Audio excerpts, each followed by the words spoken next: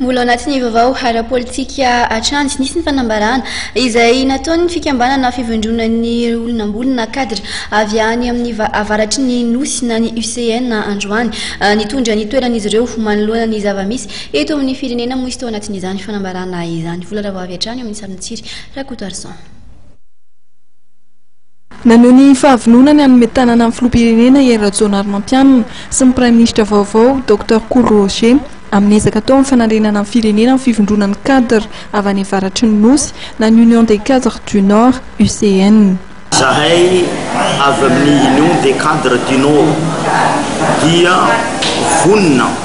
hanolo-kevitra tsara rehetra mba ahafahan'ny Prime Ministre hiasa ankalalana amin'ny alalan'ny hevitra tsara eo amin'ny fampandrosoana ny sosialy toe-karena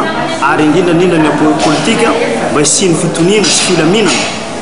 amin'izay ilay fampihavanam-pirenena zay zava-dehibe tokoa io satria ahoana moa ahafahana manao asa tsara raha tsy misy fihavanana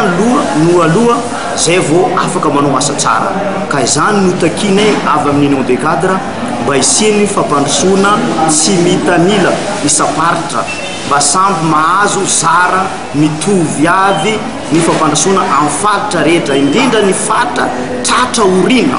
oka ho atao lahara-pahamena ao amin'ny filan-kevitra ny ministra sy ny filan-kevitra ny gouvernemanta. Laza ihany koa ny fahavononany hanome tanana ahafahana manatanteraka ny fampihavanam-pirenena tena izy amin'ny ara-kolotsaina, ara-tsosialy, ara-toe-karena sy ny ara-politika ny fivondronan'ny cadre avy any avaratry ny nosy tarihan'ny Andriamatoa Andrianantoine Di Jean-Pierre. Ny fampihavanam-pirenena izay heverin'ity fikambanan'ity fa antoky ny fampandrosoana tsy mitanila isaparitra ho fampiroboroboana ny demokrasia sy ny fitondrana tsara tantana ary hampanjakana ny fandriam-pahalemana.